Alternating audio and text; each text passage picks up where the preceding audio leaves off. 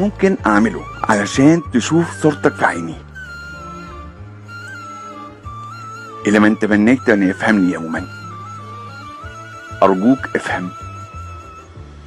الى من تمنيت ان يقرأ اسمه بين حروفي، ارجوك اقرأ. ايه اللي ممكن اعمله عشان تكون فاهمني؟ انت عارف اني بحبك حب وبقدسه لدرجة اني خايف اخسره، لدرجة خايف اقولك وانت مش حاسس بيا، اقوم اخسرك واخسر الشعور كمان. لا، خليني كده احسن، وادعي واقول يا رب يفهمني، وافضل استخبى ورا اغنية تشرح انا عايز اقولك ايه. حاتم النجار.